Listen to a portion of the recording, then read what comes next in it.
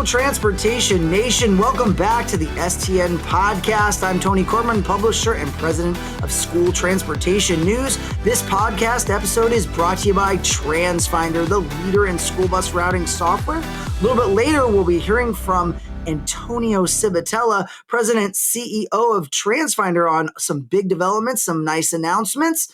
And we'll also be checking out the tech tip today from our friends at Zonar, a leader in smart fleet management. And I have a substitution host with me this week. She's pretty awesome. Her name is Taylor Hannon, associate editor. Welcome, Taylor. Hello. I'm going to take Ryan's line, who I'm filling in for, Ryan Gray. It's so great to be back on the nation. We're glad to have you. Ryan decided to take a few days off, I think, after Green Bus Summit and hang it up, go relax maybe on a sandy beach. He is expecting a new baby, so that might be also prepping for that. So that's pretty exciting news over here at STN. The family is growing. We're very excited for that. So lots going on. Yeah, definitely. All right, Tony. I got a riveting question for you. I'm ready, Taylor. Hit me with it. What's your favorite place on Earth? Lots of good places. You know, Taylor, I personally love Lake Tahoe, and it's kind of a split California, Nevada thing, but it is the most majestic place, clean waters, great skiing. It's a little chilly when you hit the water, but it is really most incredible place. And also I love it because that is where we host the Transportation Directors Summit for STN Expo Reno. So you can check that out at stnexpo.com. But if you are a transportation director and you want to visit my favorite place on earth, Lake Tahoe, I invite you to come participate. It's free for directors as long as you're signed up as a full conference registrant at STN Expo. So looking forward to that. But Taylor, I'm guessing you were getting at something else other than the conference, maybe with that question. I was. Speaking of Earth, we celebrated Earth Day last week by closing out the virtual Green Bus Summit, like you alluded to. You know, it was a super eye-opening conference for me. It taught me so much more about the various alternative fuel options and how they can improve the overall emissions levels. And one of the things that really stood out was it's not just about cleaning up the air, but also about how much healthier these rides are going to be for the students and the drivers that drive these school buses. What about you, Tony? What stood out to you?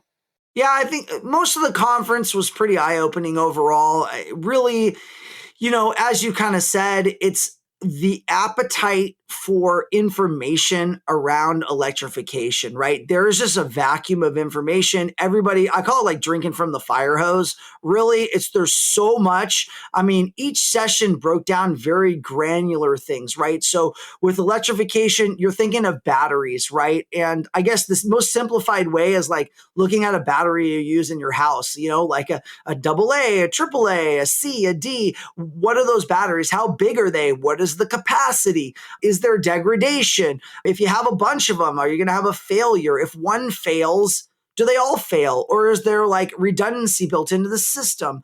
How big are your batteries? When you're considering buying these buses, we're talking about range. So do you need 100 miles, 150 miles? You're kind of capping out now at the top range that's offered. But there are things happening that were brought up in the session, like adding silicone to batteries. Okay, adding silicone apparently can potentially improve range. It can improve capacity. So, but they're playing with, it also has negative effects. So there's a lot of science, a lot of R&D going into this. And, you know, it doesn't feel like it's quite fully baked in some aspects, but you know, the products that are ready and being delivered now feel like they're being tested, right? Tim Shannon, the winner of our electrification award, the pioneer of the school bus industry, he has 40 school buses that are electric, 40, and growing to 58 here by the end of the year. So, you know, Tim is a great benchmark example of how electrified fleets work, how he can see cost benefit. He talked a lot about that in different sessions. It was discussed on multiple levels. So I think as everybody is just identifying electric as an option, you really have to break down all the minutia, all the things that come along with it. It's not simply the bus, the batteries. You have to think about land. Do you have enough land, depending on your geographic situation? Because chargers, you need enough spacing. Also, it was talked about a little bit about electrical load. So maybe your yard is in an area where there's a transformer that can handle it. But the example given is in one place, there's a bus yard and they built a hospital across the street. And that's taking up all the electrical capacity. So now they got to call the public utility, bring them in, upgrade the transformer. I mean, there's so many different people. And we're talking about just trying to transport kids to and from school. And there's all this other depth of what could happen. And how do you kind of future proof your fleet from that standpoint? Because there's all these what if scenarios that you have to run. And, diesel has been proven. It's been around a long time. Propane now, it's been around a long time. Proven number one alternative energy school bus in the market. When you're looking at all these new options, it really gives you cause to pause for a second, but you got to find the right partner, Taylor. I mean, when I walked away from this event, I thought there are a lot of stakeholders that really want this to happen for our industry. There's a lot of federal funding being brought up, so much momentum, but you cannot go in this alone. Do not think you can just wing it. You got to have help. I think that's probably the number one thing I took away is you got to lean on the different vendor partners. You got to lean on all of those types of people, infrastructure people. Try to get as connected as much as you can, learn as much as you can, and you can learn a ton. Miss Taylor Hannon wrote a lot of fabulous articles along with our editorial team. They are up on stnonline.com, recapping all the great content at Green Bus Summit. So you can go check those out. And we've also got 3 keynote addresses up on greenbussummit.com. So if you want to check out our 3 keynotes from Tucker Perkins at the Propane Education Research Council, Claire Miller from First Student, who broke down the electrification roadmap, as well as Phil Horlock, President CEO of Bluebird, who kind of did a big call to action to the industry to really go green. So really great messages, great content. I totally recommend you guys go check those videos out. If you missed the Green Bus Summit, great place to check that information out. Taylor, what else we got? Big news going on out there in the industry? Not so much the industry, but it could apply. Another big event came out on Earth Day, and President Joe Biden announced that by 2030, the nation will slash its carbon pollution by 50 to 52% compared to 2005 levels. So this goal represents America's new nationally determined contribution under the Paris Agreement. So the U.S. did leave the Paris Agreement under the then President Donald Trump, but has since rejoined. And the Obama administration's original Paris Agreement pledge was to reduce emissions by 26 to 28% by 2025. So Biden is pushing the boundaries even further and is significantly more ambitious in his goal to reduce emissions. Definitely big moves in the clean emissions space on the horizon, which is what we talked about during GBS. It's all kind of that push right now.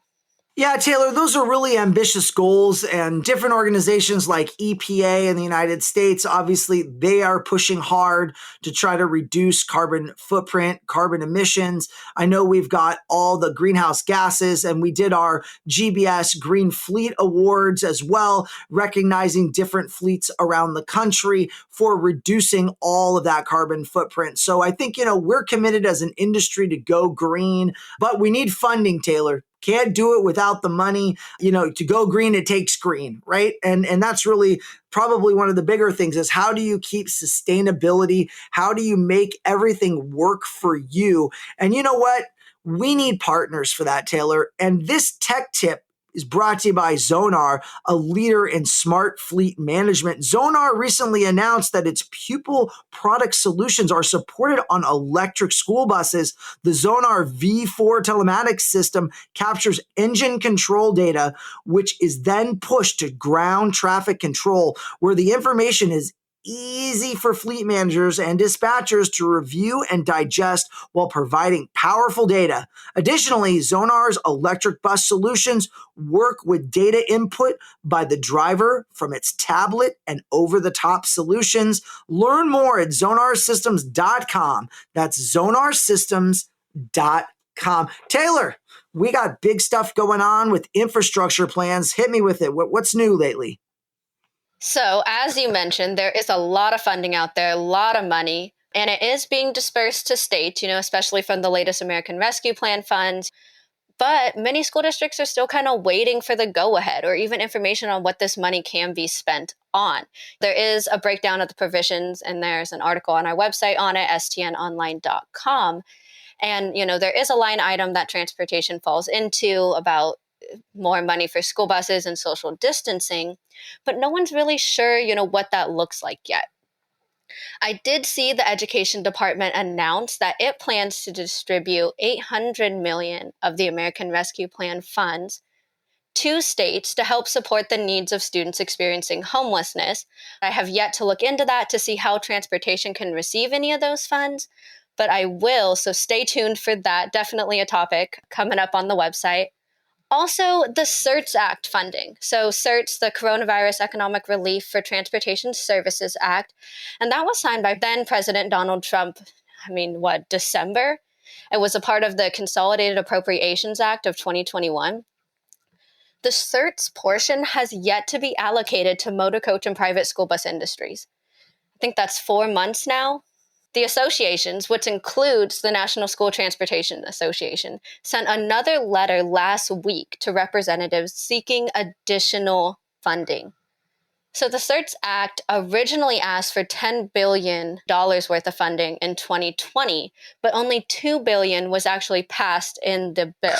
So the letter is asking for additional relief, but there was no dollar amount tied to the request. The Department of Treasury is set to do an application process for the money, but there is a lot of anticipation that there might not be enough funds to meet the needs of all of the industries, right? Because it covers the motor coach, passenger vessel industry, in addition to the private school bus industry. NSTA Executive Director Kurt Mackeson told me that the NSTA estimates that on the private school bus side alone, the losses are at nearly $8 billion. So, I could see how that $2 billion could be eaten up pretty quickly by all the industries involved in this. Yeah, and Taylor, that has a ripple effect, right? So I think a lot of school bus contractors, particularly on the smaller side, depending on how you're financed, depending on what kind of cash you have as a business, might have been caught really blindsided almost by this. And, many businesses did not make it out of the pandemic, shutting things down, no fault of their own. But frankly, this thing just came out of nowhere and bang. So we're about 13 months in and, it had just this unbelievable cascading effect on businesses. And obviously $8 billion in losses over 13 months, that is enormous. Now, many schools have kind of gone back in session. There's a lot of data that are showing schools are back in a big way. I anticipate pretty much by the 21-22 school year, we're going to be back to business, right? We're already starting to see that at scale around the country, but more and more schools being back is going to help the private school bus industry. And that is a good thing for our industry. And realistically, though, all this money, it is to help these guys recover. It's help them to staff up. When you have to cut drivers, it's super hard to get them back. You can't just flip the switch or turn on the faucet like some water and transportation's just going to flow out.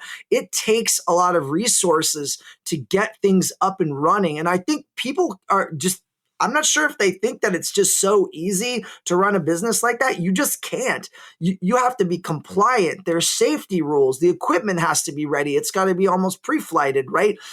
Everything has to be done. I's dotted, T's crossed. It's just impossible to run a business on a week's notice or a moment's notice. So I think these funds are imperative to get to the school bus industry. I just don't understand why there's a 4-month wait. And I can't imagine, government moves sometimes at a glacial pace, but this is kind of getting ridiculous. So I'm seeing why they're frustrated, why they're asking for more resources, because frankly, it hasn't been funded. So, hey, you don't ask, you don't get sometimes. So I credit them for making the effort to try to go get those funds, Taylor. But we've got some other big news that's basically come up, Taylor. We got a press release last week. First Student and First Transit has been up for sale. There's been a lot of rumors about it, and we got a press release. It read, First Group enters agreement to sell First Student and First Transit. So that's kind of big news. First Student represents about 43,000 school buses in our industry. And the big question is what does that mean? What's that mean for the business? And who's buying them? Right? What's that going to shake out to look like? So it looks to be that it's an infrastructure company called EQT Infrastructure, and they are one of the world's largest infrastructure investments. So my guess is this is probably going to be an EV play, right? It sounds like it. It sounds like they see the value of what First Student and First Transit are bringing to this industry, to the country, what the potential is for electrification. And they may be seeing these school buses, 43,000 AA batteries running around the country. What can that mean as a business? So it really might be a reinvention almost of transportation in a big way. You know, school buses typically aren't an income driven asset, right? You run a school bus, typically don't make money. You're spending money to operate it. But if it can generate revenue in a very pure way with EV, there might be a real big play. We might see more of these types of acquisitions in the future. And Paul Oslin, the president, went on to say, quote, "This news reinforces that the steps we're taking to grow our businesses are working," end quote. And he said, while challenging, the pandemic has illustrated that we are able to maintain operations and generate stable returns even in the most difficult operating conditions. Our full focus continues to be on providing safe, reliable, industry-leading service in the communities where we operate, end quote. So yeah, I just feel that this is a really good investment play. This partner is probably the most ideal partner to acquire First Student and First Transit for our industry. They're going to give them the latitude to run their business how they see fit. And that is the best kind of scenario in my mind. Whenever you get acquired, if you have kind of autonomy and you turn it over to the people that know the business, let them run with it. So I see this as a really good thing. I know the infrastructure group, EQT Infrastructure, reached out to you, Taylor, and sent you a press release too, did they not? Yeah, Tony, EQT sent me a press release and it kind of, confirms what you were saying, but it intends to help future proof the companies by investing in the electrification of their fleets and accelerating their transition to renewable fuel sources to support passenger health and reduce environmental impact. So that same kind of push that we've been seeing about going towards a greener earth and a healthier ride for students and drivers. Yeah, seems to be the trend, Taylor. We definitely are going to see more of this in the future. So I think this is a great announcement, and we'll see what happens as the deal kind of comes together and they make it all official. But I really look forward to seeing more of this in the future. Yeah, and before we go, let's end with some good news here, Tony. According to Burbio, this K through 12 school district tracker, over 60% of K through 12 students nationwide are now attending schools that offer in-person learning. So less than 10% of students are attending virtual-only schools. I mean, that's amazing. The fact that schools are opening up, only 10% of kids are learning remotely. I mean, that is some uplifting news. And hopefully by the next school year, everyone will be back in the classroom if they want to be. But like Tony said earlier, I want to encourage everyone to check out our website. We have lots of stories going up this week talking about the industry trends, information, plus, of course, recap articles of the Green Bus Summit that you don't want to miss. So head over to stnonline.com. Hey, thanks so much for that, Taylor. All right, guys, I got an exciting guest on here with me today, Mr. Antonio Civitella, President and CEO of Transfinder. You know what, Tony? Welcome to the podcast. It's been a little while. We're so glad to have you back. Thank you for having me back. It feels great. It's springtime here in Northeast. Great weather. The flowers are blooming. It just feels great. Well, Transfinder's got a lot to celebrate, so I want to give you a happy birthday, a first birthday, right? So you got a birthday celebration you guys just did. Tell me a little bit about it. What's going on? Whose birthday is it? It's great. Well, it's not my birthday. Yeah, we had a big birthday bash for Transfinder Plus 1.0. It turned 1. So that's what we did is on April 27th, we had several hundred people attend this huge celebration online. We had 9 clients that shared their own Raffiner Plus stories. Man, and there's a recording. You can check it out on our homepage of transfinder.com.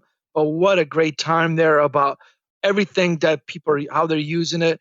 And man, it's been a long waiting, right? We've been talking about this product for so many years. We released this product during the pandemic last year on April 6th. So we want to celebrate the importance of this product and how it really changed Transfinder. So it turned 1, and man, we celebrated like crazy. That's awesome. That sounds like a great time. It's always nice celebrating with clients, sharing wins and with all the people involved in an organization. And I know Transfinder has grown immensely over the years, and you can't do it without your clients. They're the heartbeat of who Transfinder is. So what do you have in store for them after this first birthday? What's on the horizon for you? Great question. Well, when we released this browser-based solution a year ago, by the way, it was just the right time to release this, just based on everything, all the needs, and because everyone was working at home and had to be online systems. So the timing worked out very good for a lot of people, for Transfinder, for our clients. But we are announcing, officially, we're making an announcement that on May 8th, we are going to be releasing Raffiner Plus 2.0. It's going to go live. Man, there's so many packed features. Of course, we got a lot of good feedback from when we released it a year ago. We have periodic releases, but we got a lot of jam-packed features that are going to come out in a couple more weeks here. Again, it's going to be on May 8th, and so many things that our clients are giving us already feedback. We have over 25% of our clients have transitioned from our Raffiner Pro to our Raffiner Plus platform. So we got some amazing feedback. Again, you would hear all the great stories from our panel that we had during our bash too. So good stuff. That's great, Tony. Yeah, I mean, for everybody who's listening out there, if you're using routing and you're interested, Transfinder is more than happy to help give you a demo of the latest and greatest, maybe even get a glimpse of 2.0. You never know. You got to sweet talk Tony into that. But, I think routing is such an important aspect of school transportation. And we just wrapped up our Green Bus Summit last week, and routing came up on multiple occasions as a key thing to go green, save fuel, save money, just better for the kids, better for the community. Buses are considering electrification. Now you have to consider routing as a key element of that plan. Tony, what are your clients coming to you with? What are they talking to you about? How do you future-proof their operations with Transfinder's products, right? You guys are a major player, the player in school bus routing. What does that look like? What does that future hold for your clients? Well, I tell you, this is one of the big reasons why Plus 2.0 is being released on May 8th, because our clients wanted a better way to track time and attendance. Even just do the referrals on students, pre and post inspections, all those things. They want to have an alternative way of doing it. So we've created this user-defined forms that you could create in our product, and it's almost like a survey. But really what this is, it's a location-based survey. So we're putting a little bit of spin on the normal surveys that you normally get, but this is surveys at a whole nother level where you could attach files. But really, our clients want to track more information. As we're talking about green and electrification of these vehicles, let's face it, they obviously want to be able to be safe, pick up these kids safe, but they also want to make sure, are we efficient on the way this vehicle is traveling?